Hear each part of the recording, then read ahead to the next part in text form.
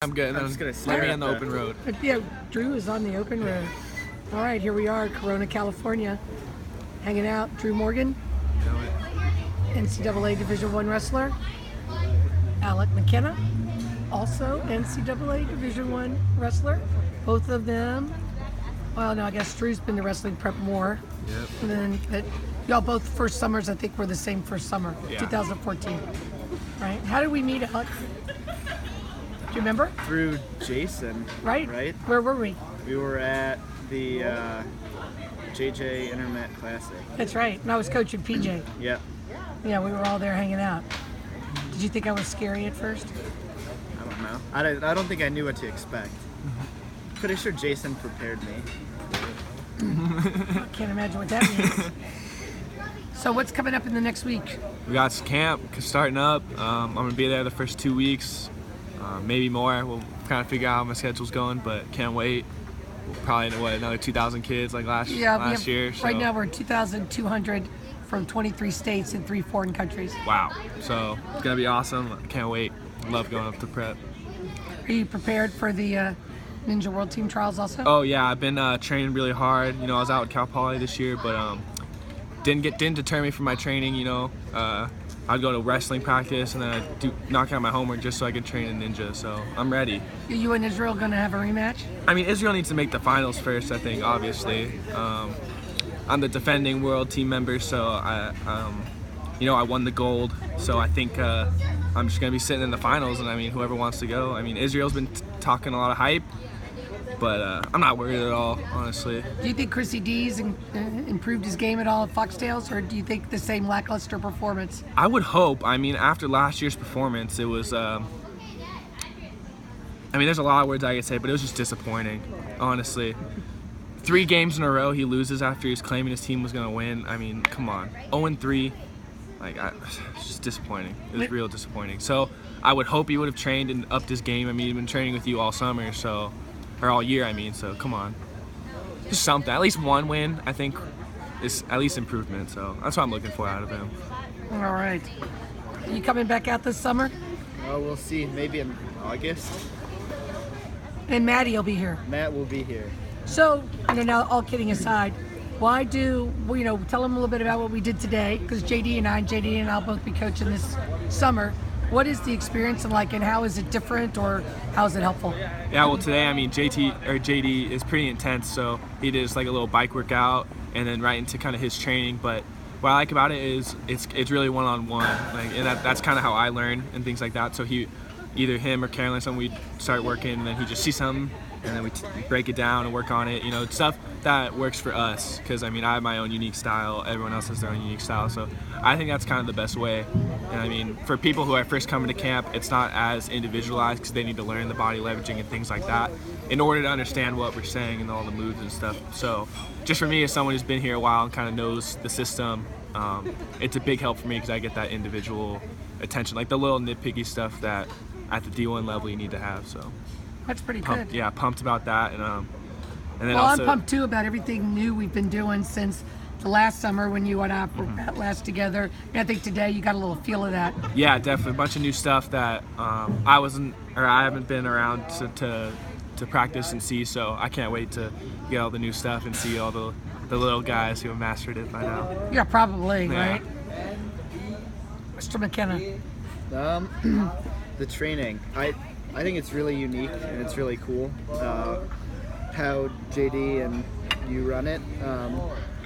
It's really open and really tailored to that specific person. They'll just watch you for a while and come up with ideas with moves they think that would complement how your style is, and they never want to tell you not to do something, but both of them together, JD will figure out what he thinks would work well for you, and Carolyn will show you how your body should move in order to do that. I think it's a really cool duo and works really well. Well, we enjoy it too. I mean, that's for sure. And when you have people like the two of you that are so incredibly hardworking and have improved dramatically. I mean, from the first year I knew you to the second year, and then all of our, pre and post season, your senior year, and just the, incredible amount of improvement. and now your ability to learn are so much higher. Yeah, just for me, I mean, I've always thought of just kind of the whole wrestling journey as a process. And it's all about getting better every year, so that's why I love coming up to wrestling prep. It's its own little family, its little community, and I mean, it's just about getting better.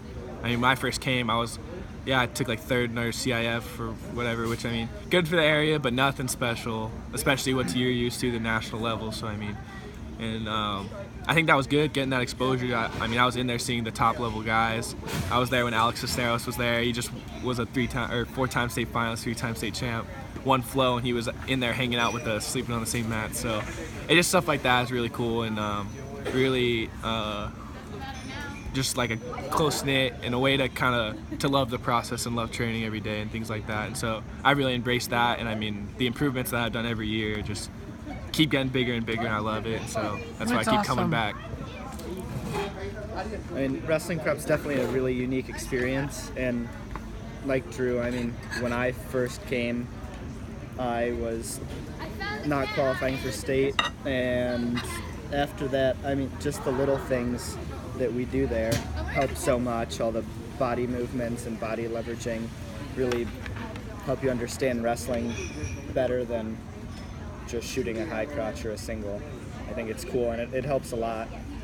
I think what's the most unique about the two of you is what tremendous individuals you are. Not only do you both work hard, and Alec learns extremely quickly, as does Drew, but what good people you are. Thank you. And how you are every day. I mean, I've stayed in your home numerous times. I know your brother and your sister and your mama and everybody, and I certainly know. Oh, yeah. Look, he's interviewing. He's interrupting. Hello. Thank you. Yeah, he brought me green peppers, but I didn't want them. And then, but y'all are both such great people. So.